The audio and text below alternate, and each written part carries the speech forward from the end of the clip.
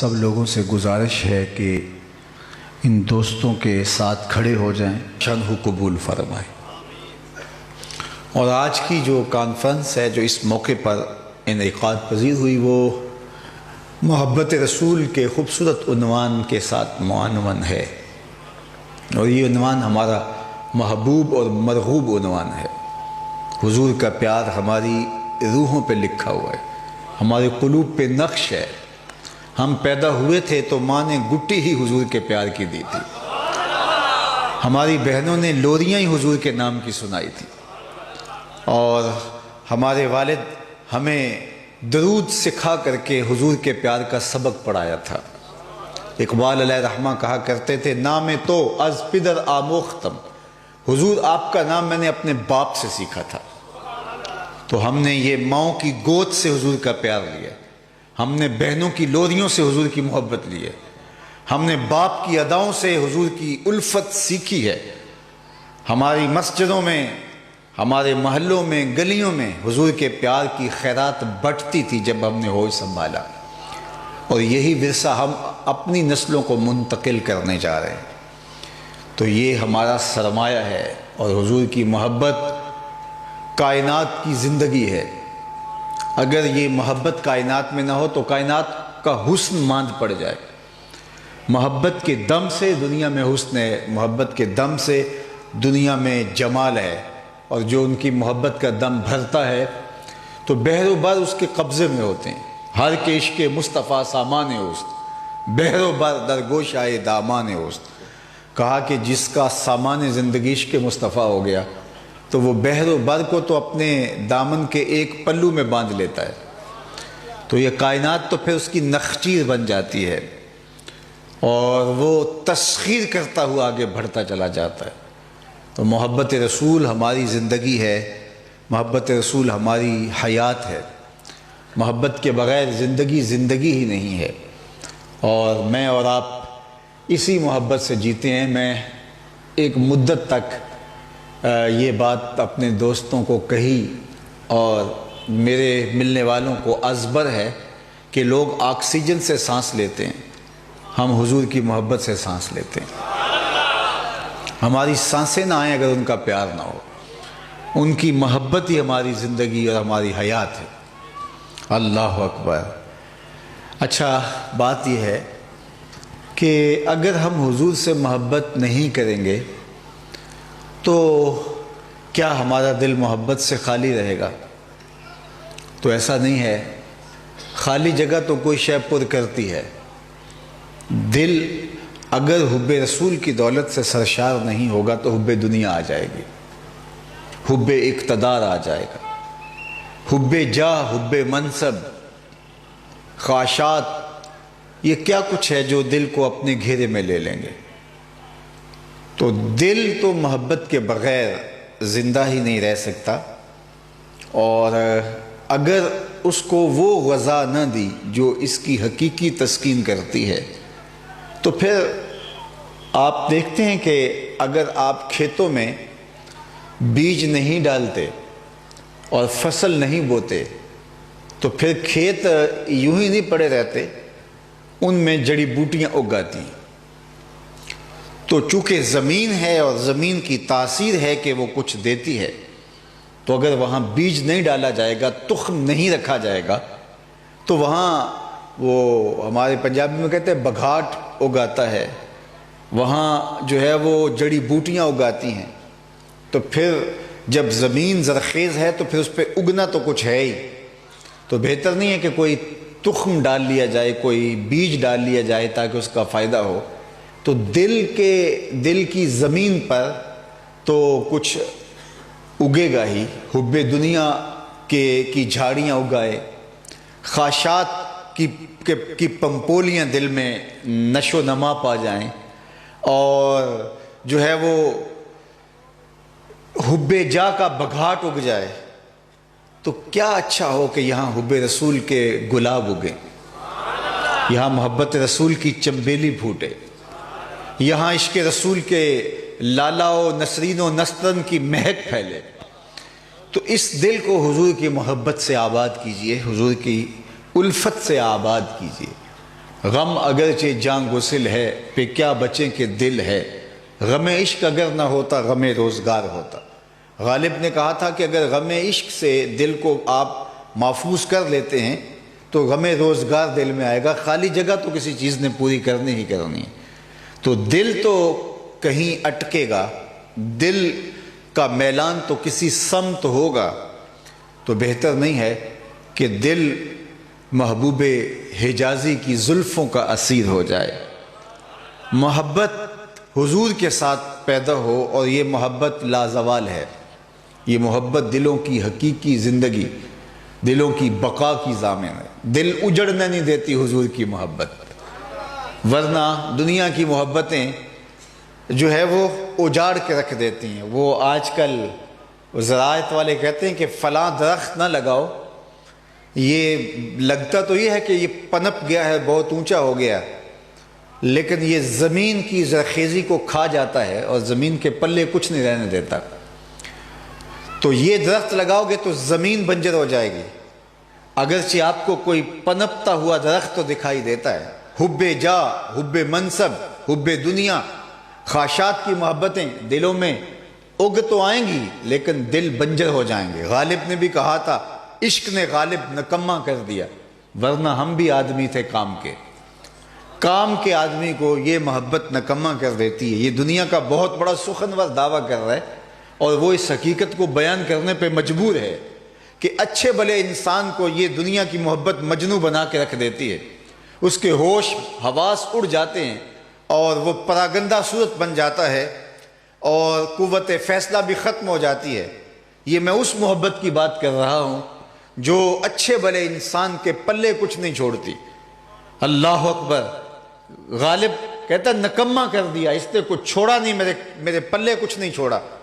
لیکن صاحب آج آپ جس محبت کے عنوان سے کانفرنس سجائے بیٹھے ہیں، یہ محبت اچھے بھلے انسان کو نکما نہیں کرتی، بلکہ جس کو دنیا نکما سمجھتی ہے، یہ محبت اس کو بھی پستیوں سے اٹھا کے اوج ثریا کی بلندیوں تک پہنچا دیتی ہے۔ نہیں تو بلال حبشی سے پوچھ لو کہ جس کو کوئی پاس بٹھانے کے لیے تیار نہیں تھا، وہ بلال حبشی لوگوں کی آنکھوں اور لوگوں کے دلوں میں جگہ رکھتے ہیں۔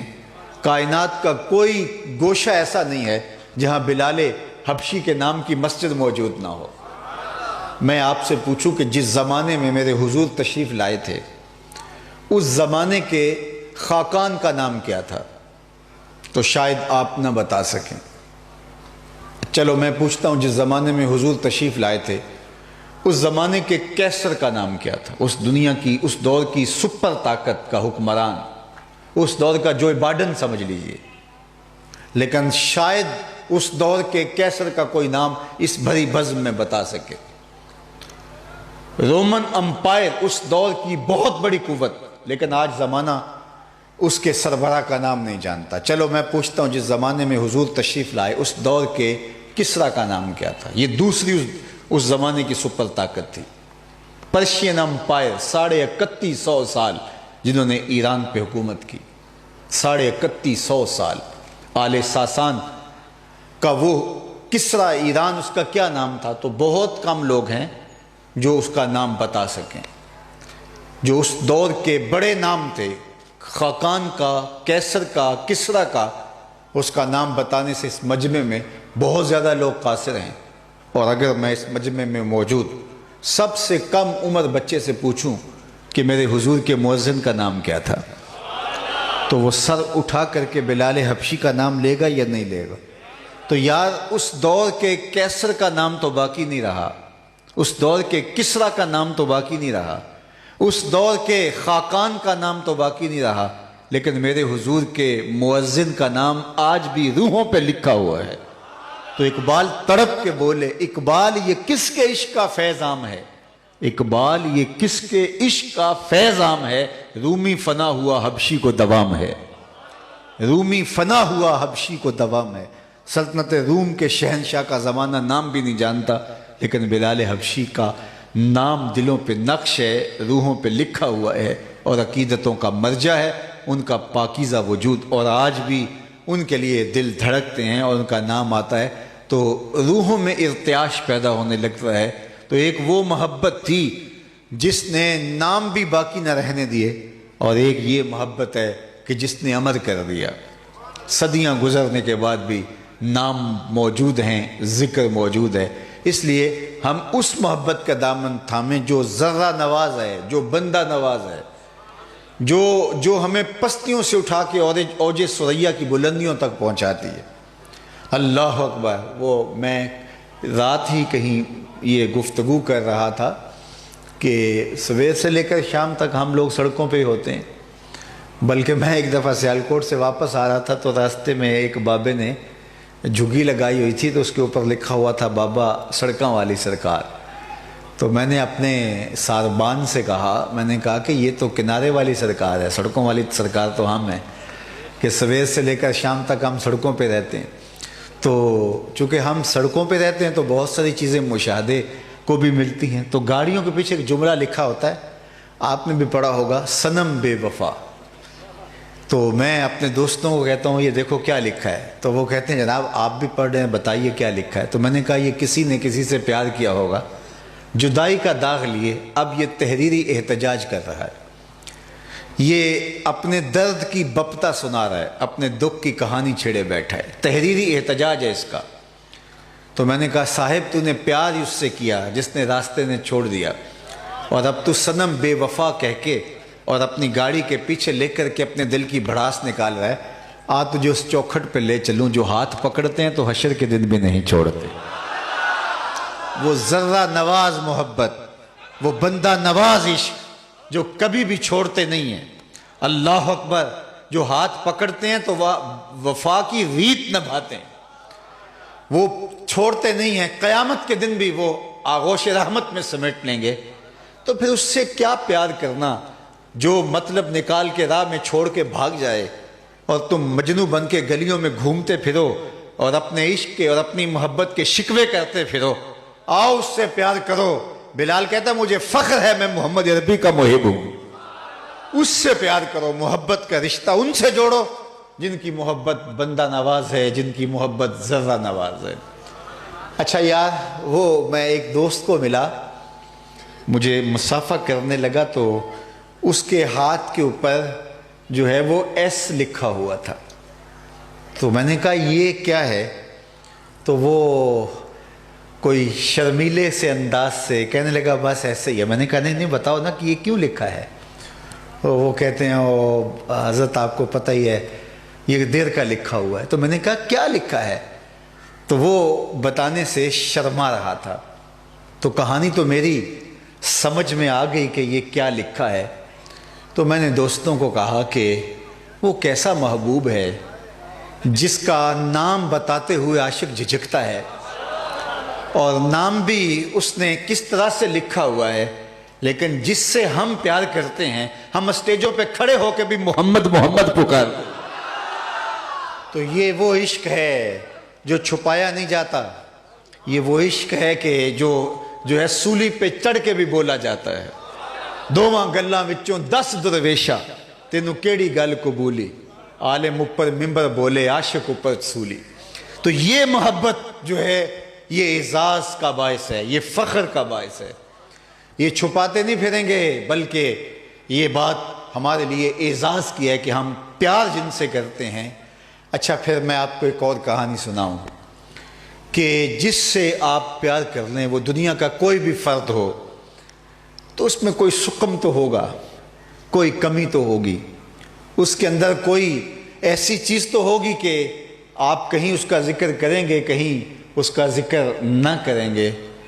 لیکن صاحب آج ہم جس عنوان سے یہ مجلس سجائے بیٹھے ہیں اور جس پاکیزہ وجود سے، جس ذات ستودہ صفات سے، جس مبارک ہستی سے ہم عشق اور محبت کا دعویٰ کرتے ہیں، ہمارا فخر یہ ہے کہ وہ خدا کا بھی محبوب ہے۔ عزتوں کی یہ مسند کہ خدا اور رب ذوالمنن کا بھی وہ محبوب ہے۔ تو اعظم چشتی مرحوم نے تو یہاں قلم توڑ دیا تھا کہ اپنا معیار زمانے سے جدا رکھتے ہیں، ہم تو محبوب بھی محبوب خدا رکھتے ہیں، ہمارا تو محبوب بھی خدا کا محبوب ہے۔ یہ ہمارا اعزاز، یہ ہمارا فخر۔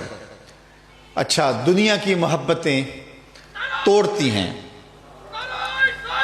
یا رسول اللہ، دنیا کی محبتیں توڑتی ہیں، ایک کے دو چاہنے والے آپس میں رقیب کہلاتے ہیں، یہ میرا محبوب ہے تم نے کیوں دیکھا، لڑائی کی نوبت آ جاتی ہے، قتل و غارت تک معاملہ جا پہنچتا ہے، یار دیکھ ہی لیا ہے کیا ہوا۔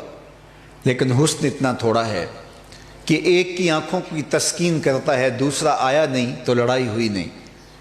حسن محدود ہے، محدود حسن میں دوسرے کی شرکت جو ہے وہ گوارا نہیں ہے، لہٰذا ایک کے دو چاہنے والے آپس میں رقیب ہوتے ہیں، چاہے وہ اقتدار کی کرسی ہو، اسی لیے تو الیکشن لڑے جاتے ہیں، چاہے وہ منصب و جاہ ہو، چاہے وہ لب و رخسار اور زلف کی محبت میں الجھے ہوئے لوگ ہوں، ایک کے دو چاہنے والے آپس میں رقیب ہوتے ہیں، لیکن جس الفت کی کہانی ہم چھیڑے بیٹھے ہیں، ایک کے چاہنے والے لاکھوں نہیں کروڑوں آپس میں حبیب کہلاتے ہیں۔ جس آقا و مولا سے میں پیار کرتا ہوں، میں آپ کو بھی دعوت دینے آیا ہوں، آؤ جھوم کے اس آقا کا نام لو، اس سے پیار کرو۔ اللہ اکبر۔ یہ محبت ہمیں وحدت کی لڑی میں پروتی ہے، وہ ناقص محبت جو تقسیم کرتی ہے۔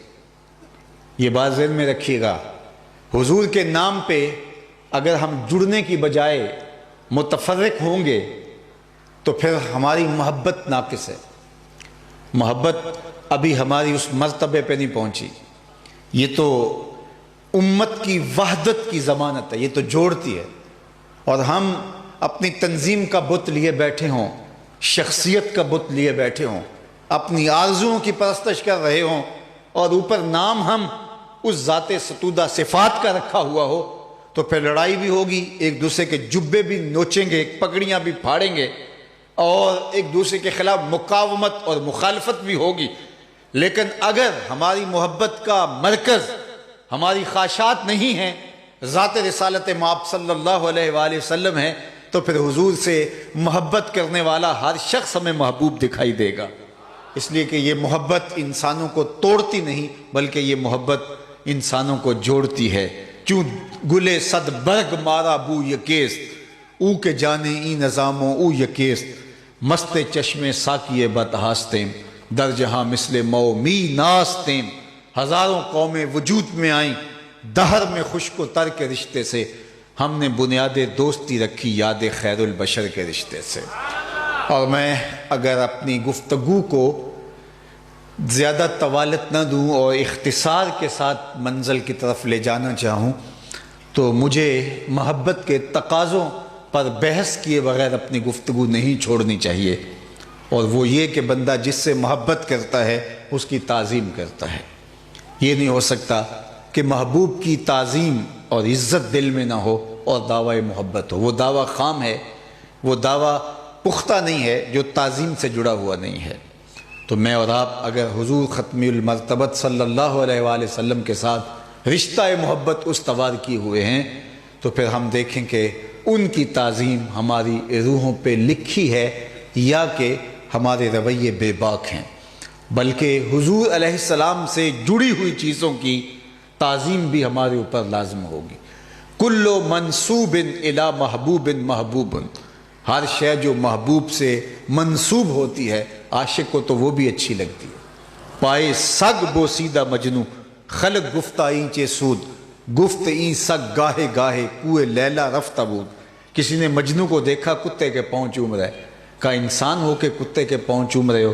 کہا تم نہیں جانتے یہ کتا کبھی کبھی لیلا کی گلی سے گزرتا ہے۔ یار جو کتا یار کے کوچے سے گزرے وہ تو اس قابل ہو جائے کہ اس کے پاؤں چومے جائیں، پھر کوچہ حبیب کا اپنا عالم کیا ہوگا۔ تو نسبتوں کا بھی احترام کیا جاتا ہے۔ حضرت ابو ہریرہ رضی اللہ تعالیٰ عنہ نے ساری زندگی کمان کو بغیر وضو ہاتھ نہیں لگایا، تو کسی نے کہا ابو ہریرہ یہ کمان ہے اور یہ ہندوستان سے بن کے آئی ہے، یہ دور رسالت مآب میں نہیں تھی، بعد میں کسی نے بنائی اور وہاں سے اس لوہے کی بنی ہوئی کمان یہ تمہارے سامنے ہے اور تم اس کو بھی بے وضو ہاتھ نہیں لگاؤ گے؟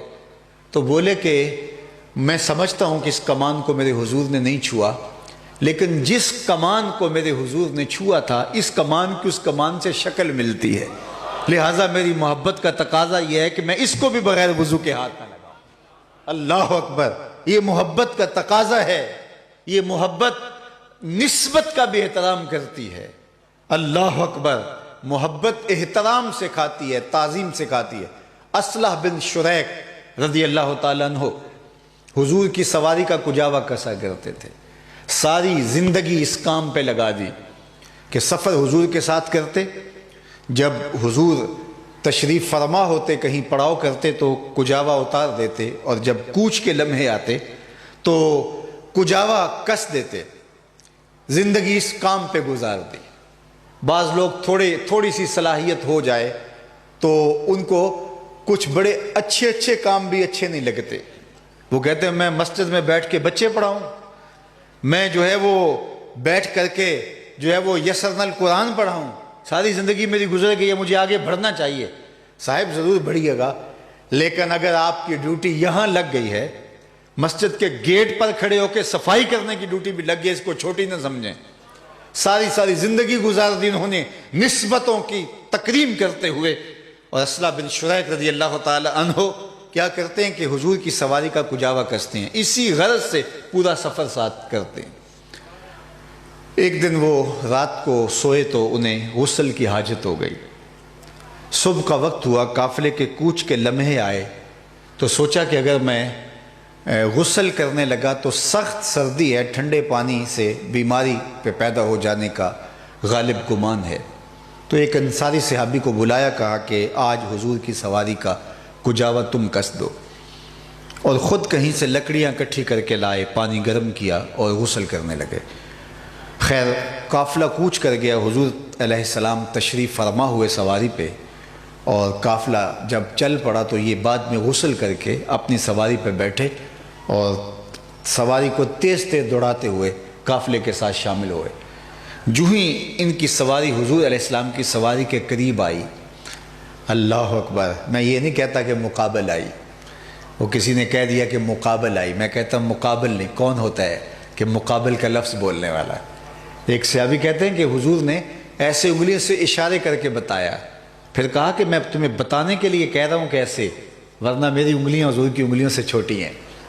اللہ اکبر، تو حضور کی سواری کے جب قریب آئی نا ان کی سواری، تو حضور نے پلٹ کے دیکھا اور فرمایا اصلح، آج کجاوا بدلا سا لگتا ہے، تمہارے ہاتھ کا کسا ہوا نہیں لگتا۔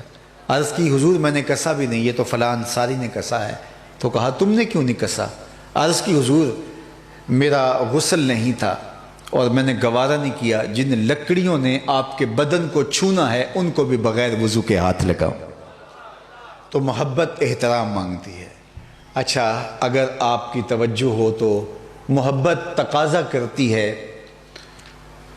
تعمیل کا، عمل کا، جو جس سے محبت کرتا ہے اس کی اطاعت کرتا ہے، یہ ضابطہ ہے۔ ایسا نہیں ہے کہ آپ کسی سے ٹوٹ کے محبت کریں لیکن اس کی بات ایک نہ مانیں۔ محبت متقاضی ہے کہ محبوب کی ہر بات کو مانا جائے۔ محبوب کی بات اور محبوب کا حکم یہ تو بڑی بلند چیز ہے، محبوب کی منشا کو محبت سمجھتی، یہ محبت کا تیور ہے، محبت کا انداز ہے کہ وہ محبوب کی منشا کو اشارہ ابرو سے سمجھ لیتی۔ اس کی مثال آپ کے سامنے رکھوں گا کہ مدینہ المنورہ کی ایک گلی سے حضور علیہ السلام گزر رہے تھے اور ایک ایسا گھر تعمیر ہو رہا تھا جس طرح کی طرز تعمیر حضور کو پسند نہیں تھی۔ گزرتے پوچھا یہ مکان کس کا ہے؟ کسی نے کہا فلاں انصاری کا۔ حضور گزر گئے، کچھ نہیں کہا۔ تو کسی نے اس انصاری کو جا بتایا کہ آقا کریم علیہ الصلاۃ والتسلیم گزرے تھے، تیرے مکان کو دیکھا، شاید پسند نہیں آیا، چہرے پہ پسندیدگی کے آثار ہویدہ نہیں ہوئے۔ اس نے کدال پکڑا اور مکان کو گرا دیا اور زمین کے برابر کر دی۔ 2-4 دن کے بعد دوبارہ آقا کریم علیہ السلام کا گزر ہوا تو دیکھا کہ ملبے کا ڈھیر پڑا ہے۔ فرمایا اس صحابی کو بلایا گیا، کہا میں گزرا تھا، تیرا مکان دیکھا تھا اور آج یہ ملبے کا ڈھیر دیکھ رہا ہوں۔ اس نے کہا حضور میں نے گرا دیا۔ فرمایا کیوں؟ عرض کی سنا تھا آپ کو پسند نہیں، سنا تھا آپ کو پسند نہیں۔ میں اور آپ دیکھیں ہمارا کیا کیا حضور کو پسند نہیں، سر سے لے کر پاؤں تک، عقیقے سے لے کر ولیمے تک، کاروبار سے لے کے انداز سیاست تک، گھریلو زندگی سے لے کر کے اپنے معاملات حیات تک ہم دیکھیں ہمارا کیا کیا حضور کو پسند نہیں۔ میرے استاد فرمایا کرتے تھے یہ نہ ہو کہ لوگ تمہیں پوچھیں تم کون ہوتے اور تم کہو کہ ہاں ہم مسلمان ہوتے ہیں، یہ دیکھو مذہب کے خانے میں اسلام لکھا ہے۔ آپ فرمایا کرتے تھے صاحب کسی کو پوچھنا نہ پڑے، تمہیں بتانے کی نوبت نہ آئے، تم دور سے آ رہے ہو، لوگ پہچان کے کہیں وہ دیکھو حضور کا غلام آ رہا ہے۔ نور آنکھوں میں تو چہروں پہ اجالے ہوں گے، مصطفیٰ والوں کے انداز نرالے، دور سے پہچانا جائے حضور کا غلام ہے۔ لیکن میں ایک اور بات کہتا ہوں، اور وہ یہ کہ تم دور سے آ رہے ہو تو پہچانے جاؤ حضور کے غلام ہو، لیکن قریب آؤ تو پھر بھی پتہ چلے حضور کے غلام ہو۔ یہ نہ ہو کہ دور سے تو پتہ لگے یہ عاشق رسول آ رہا ہے، دور سے آؤ تو پتہ چلے یہ غلام رسول آ رہا ہے، یہ بڑا پکا مسلمان آ رہا ہے، لیکن تمہارے کوئی نیڑے ہو کے دیکھے، تم اس سے کاروبار کر کے دیکھو، اور کسی سے رشتہ داری ہو جائے، کسی سے قرض لے لو، پھر پتہ چلے کہ دور دور سے تو اچھا مسلمان لگتا تھا، رشتہ داری کر کے دیکھا یہ تو کچھ اور نکلا، کاروبار کر کے دیکھا، ادھار دے کے دیکھا، دور سے تو بڑا عاشق رسول لگتا تھا، لیکن نیڑے ہو کر دیکھا تو یہ تو کچھ اور نکلا، اس کے لہجے میں یوں تو برف تھی لیکن جو چھو کے دیکھا تو ہاتھ چل گئے۔ تو یہ نہیں کہ تم دور سے اچھے دکھائی دو اور جب قریب آؤ تو تم موذی لگو، نہیں، تم دور سے بھی اچھے دکھائی دو اور جب کوئی تمہارے نیڑے آئے تو تمہارے دامن سے پھوٹتی مہک سے اس کے مشام ہستی معطر ہوتے چلے جائیں۔ تمہارے سے رشتہ داری کر کے دیکھے، کاروباری سانجھ کر کے دیکھے تو پتہ چلے کہ عاشق رسول یہ ہوا کرتے ہیں اور حضور کے غلاموں کے یہ تیور ہوا کرتے ہیں۔ تو آؤ حضور علیہ السلام کی محبت، حضور کا پیار اپنی روحوں میں جذب کر لو اور ان کے بتائے ہوئے طریقے حیات کے مطابق زندگی بسر کرنے کا عزم کرو، چونکہ اللہ کے محبوب کی مبارک زندگی کو ہمارے لیے اسوہ حسنہ قرار دیا گیا ہے، اور جس نے یہ زندگی اپنی روح میں جذب کر لی، من میں اتار لی، وہی کامیاب، فالح اور بامراد ہوا۔ اللہ دنیا آخرت کی برکتیں ہم سب کی روحوں میں ڈال دے۔ میں بار دیگر ان نوجوانوں کو مبارکباد پیش کرتا ہوں، ادارۃ المصطفیٰ حلقہ صفدر آباد، اس کے سرپرستوں سے لے کر کے کارکن تک سب کو مبارکباد دیتا ہوں، اور 13 مارچ کو انشاءاللہ العزیز سالانہ مرکزی اجتماع مصطفی اجتماع کے نام سے جو ہر سال مرکز مصطفیٰ میں انعقاد پذیر ہوتا ہے، آپ کو اس کی دعوت پیش کر رہا ہوں۔ آپ کے لیے میری آنکھیں اس دن منتظر ہوں گی۔ اللہ مجھے آپ کو اپنی خاص عنایت نصیب کرے۔ وآخر دعوانا ان الحمدللہ رب العالمین۔ اللہ بھر دی جائے، بخت کی بہاریں نصیب ہوں، مقدر کی خزائیں رخصت فرما دی جائیں، جئیں تو تیرے لیے، مریں تو تیرے دین کے لیے، زندگی کی آخری ہچکی تک تیرے رسول کے وفادار رہیں، ہر علت سے، ہر قلت سے، ہر ذلت سے ہم سب کو محفوظ فرمانا۔ جتنے لوگ آئے ہیں مالک ان سب کے گھروں میں ان کے واپس جانے سے پہلے اس اجتماع کی برکتیں بھیج دینا۔ اللہ سب کو اپنی امان عطا کر دینا، اپنی پناہوں کا حصار دے دینا، آبرو بھری زندگی سے نوازنا، اپنی خاص کرم نوازیاں لمحہ لمحہ مقسوم کر دینا، اٹھے ہوئے ہاتھ کبھی بھی خالی نہ موڑے جائیں۔ وصلی اللہ تعالی علی النبی الامین وعلی آلہ واصحابہ اجمعین، وصلی اللہ تعالی علی النبی الامین۔ السلام علیکم ورحمۃ اللہ۔